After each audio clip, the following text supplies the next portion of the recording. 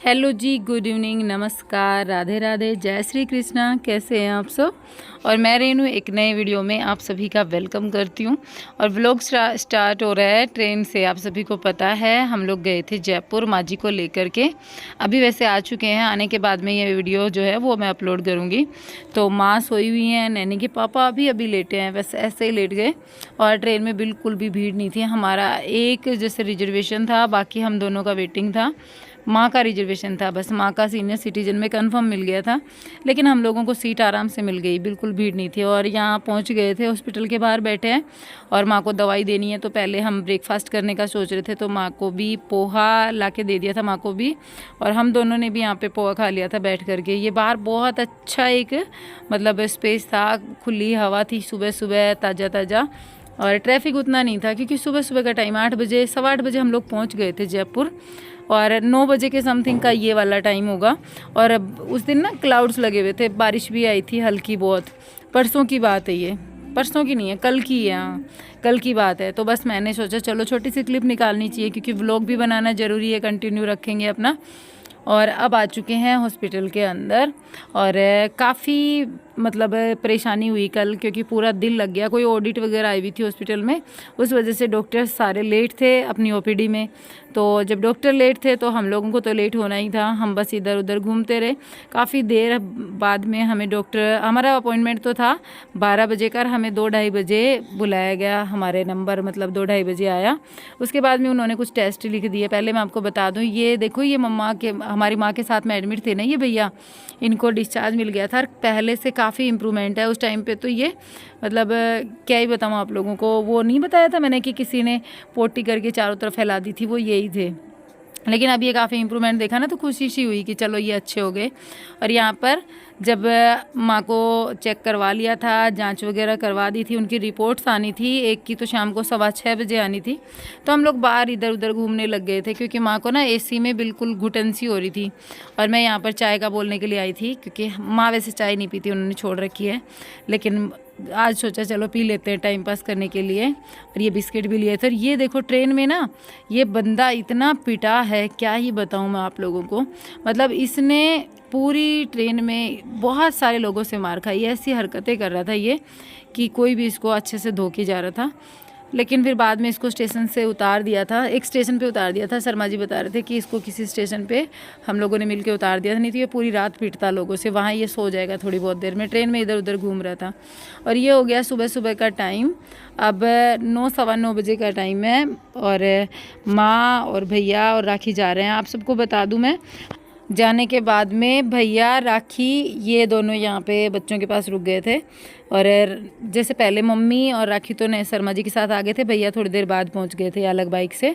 और माँ के साथ में राखी का होना ज़रूरी था बाइक पे पीछे, क्योंकि प्रोटेक्शन देने के लिए उनको, नहीं तो एक बाइक पे 2 सवारी आने का बोलोगे आप। तो मैं पहले ही बता दूँ कि माँ के साथ में एक बंदा चाहिए, इसलिए एक बाइक पे 3 ही आने थे ये। दूसरी बाइक पे भैया आए थे रात को ही, उसी टाइम ही थोड़ी बहुत देर में ही मतलब पहुँच गए थे। और फिर हम लोग निकले तो भैया बच्चे घर पे रह गए थे, राखी घर पे रह गई थी, मैं और मम्मी निकल गए थे। और मेरा जाना ज़रूरी इसलिए हो गया था क्योंकि उनके पास तो, दोनों भाभीयों के पास में, आप सबको पता है घर पे हमारे गाय भैंस रखते हैं। और यहाँ आने के बाद में राखी को, बच्चियों को भेजना थोड़ा सा कंफर्ट नहीं लगता हमारी फैमिली में, क्योंकि क्या पता कोई भी दिक्कत हो। ये तो डॉक्टर्स के पास इधर उधर टेस्ट वगैरह के लिए इधर उधर चक्कर लगाते रहते हैं, तो बच्चों को छोड़ना थोड़ा कंफर्ट नहीं लगता। तो फिर मैंने बोला ठीक है मैं जाऊँगी। तो यहाँ पे मैं चली गई थी, शर्मा जी चले गए थे। और सुबह सुबह फिर भैया जब वापस घर पे जा रही थी, क्योंकि इनका भी तो काम है, खेती खड़ी है पूरी तैयार, तो ये जा रहे थे ना। और फिर इन्होंने बोला कि ठीक है माँ कब आएंगी। फिर माँ का मन नहीं लगता यहाँ यार ज़्यादा, तो माँ बोली मैं अभी चल लेती हूँ और दवाई लेने दोबारा आऊँगी, जब यहाँ आना तो है ही, अब आना जाना तो लगा ही रहेगा।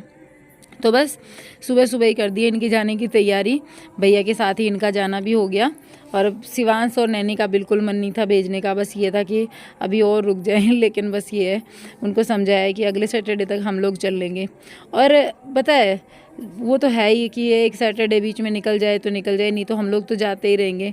और पहले भी जाते रहते थे, बीच में थोड़ा सा बस शेड्यूल ऐसा हो गया था कि बिल्कुल टाइम नहीं लग पा रहा था, थोड़ी सी कुछ ज़्यादा ही बिजी हो गए थे। कुछ वो पंडिताई का काम करवाते थे शर्मा जी, जिसमें ना कभी इधर कभी उधर भागम भागी लगी रहती थी। धोखा क्या रे राजा इधर आओ।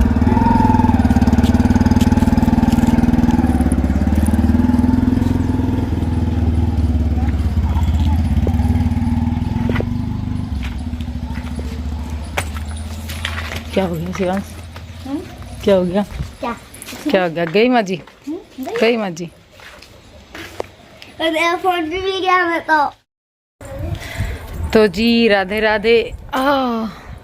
जय श्री कृष्ण। चलती हूँ ना, चार चीजें गिरा के चलती हूँ। तो नहाना धोना हो गया, पूजा पाठ हो गया, भगवान जी को भोग लगा दिया, और अब मैं बनाऊंगी खाना। और खाने में क्या बनेगा?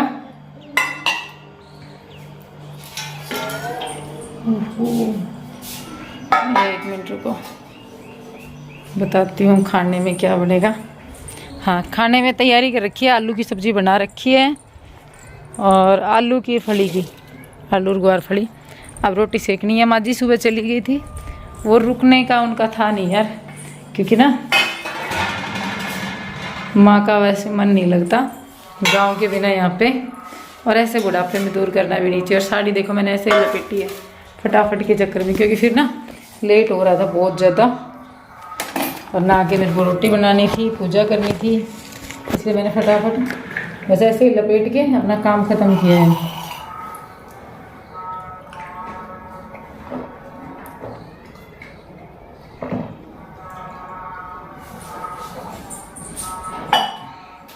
और ये था चरणामृत जिससे लड्डू गोपाल जी को नहलाया था। तो वो बच्चे नखरे करते हैं, उसमें कच्चा दूध होता है ना, तो मैं पी लेती हूँ। कच्चा दूध है, बच्चे करते हैं बहुत देर तक नखरे। उनके नखरों से अच्छा कौन इतनी देर तक मान मनवार करे, इतना टाइम लगाए।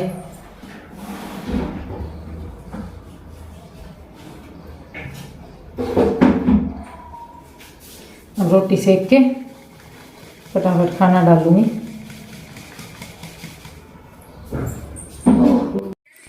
तो जी लड्डू गोपाल जी के आने के बाद में लाइफ बहुत ज़्यादा चेंज हो गई है। अच्छा लगता है, हर एक काम रूटीन में होता है। थोड़ा सा ऐसे लगता है जैसे घर में हमारे भी कोई है जिससे मतलब थोड़ा सा तरीके से रहना ज़्यादा अच्छा लगता है।